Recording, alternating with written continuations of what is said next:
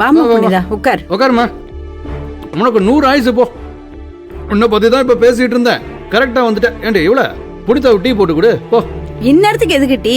அதான் டிஃபன் ரெடியா இருக்குல்ல. புனிதா டிஃபன் சாப்பிடுறியா? இல்ல எனக்கு எதுவும் வேணாம் அத்தை. என்ன புனிதா இது? நேத்தும் சாப்பிடல, இப்பவும் வேண்டான்னு சொல்ற. எனக்கு பசிக்கல அத்தை. அம்மா வந்து பரிமாறினாதான் புனிதா சாப்பிடுவான்னு தெரியாதா? அப்படிலாம் எதுவும் இல்ல பாட்டி. ரூம்லயே இருந்தா பைத்தியம் பிடிக்கிற மாதிரி இருந்துச்சு, அதான் கீழே வந்தேன். பசிச்சா நான் சாப்பிட்டுக்கிறேன். சரி புனிதா, உங்க அம்மாவும் இப்ப வந்துருவாங்க, அவங்க கூட சேர்ந்து சாப்பிடுறியா?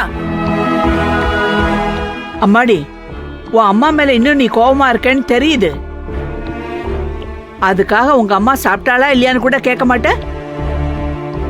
உன் அம்மா வீட்டுல இல்லையே, அவ எங்க போனான்னு கேட்கணும்னு உனக்கு தோணலையா? நான் ஏதோ ஒரு ஞாபகத்துல இருந்துட்டேன். பாட்டி அம்மா எங்க? அப்புறம் இந்த யாழ்னி வல்லவ மாமாவையும் காணுமே, எங்க போயிருக்காங்க எல்லாரும்? எம்மாடி, இந்த வீட்ல நீ சந்தோஷமா இருந்தா தான் இந்த ஊடே சந்தோஷமா இருக்கு, நிம்மதியா இருக்கு. அது உனக்கு நல்லா தெரியும்ல. நீ இந்த மாதிரி எதையோ பறி கொடுத்த மாதிரியா இருக்கியா? அதான் எல்லாம் ஏதோ மனசு ஒடிச்ச மாதிரி ஆளுக்கு ஒரு பக்கமா செதறி ஓடிட்டாங்க. எங்க போனாங்கன்னே தெரியல. தா உங்க அம்மாவையும் காலையில இருந்து தேடுறோம். எங்க போனா எதுக்கு போனான்னு ஏதாவது விவரம் தெரிஞ்சா தானே. அவ மட்டும் இல்ல, என் சீமந்த புத்திரன் அவனையும் காணும். என்ன மாமா சொல்றீங்க? அம்மா எங்க போயிருக்காங்கன்னு உங்களுக்கு தெரியாதா? பாட்டி உங்களுக்கு எதுவும் தெரியுமா? எங்கம்மா நகமும் சதையுமா இருக்கிற உங்ககிட்டயே உங்க அம்மா சொல்லலைன்னா என்கிட்ட சொல்லவா போறா? ஏ என்ன என்னங்க இது? வந்தவ டீ காஃபி கூட ஒரு வாய் சாப்பிடல, அதுக்குள்ள இப்ப அவசரமா இத பத்தி பேசணுமா? மேகல, மரகதம் யார்கிட்டயும் சொல்லாம எங்கேயோ கிளம்பி போயிருக்கா. இத எப்படி புனிதா கிட்ட சொல்லாம இருக்க முடியும்?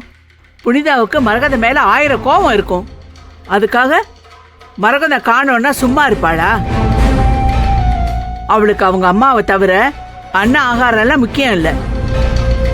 என்ன நாச்சி, நான் சொல்றது சரிதானே? ஆமா, பின்ன நீ சொன்னா அது எப்படி சரியில்லாம போகும்?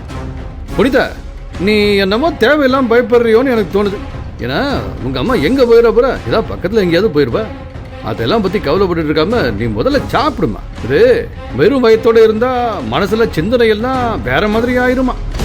பாட்டி நேத்து வேற நைட்டு நான் அம்மா கிட்ட கோவப்பட்டுட்டேன். இப்ப நீங்க அம்மா வீட்ல இல்லன்னு வேற சொல்றீங்க. நான் போன் பண்ணி அம்மா எங்க இருக்காங்கன்னு கேக்குறேன்.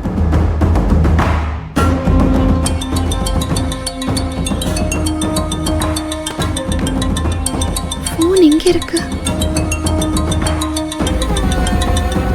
புனிதா இங்க பாரு, அண்ணியோட போன் கிச்சன்ல இருக்கு. போனையும் அண்ணி எடுத்துட்டு போல இருக்கே. போனையும் எடுத்துட்டு போகாம எங்க போனாங்க?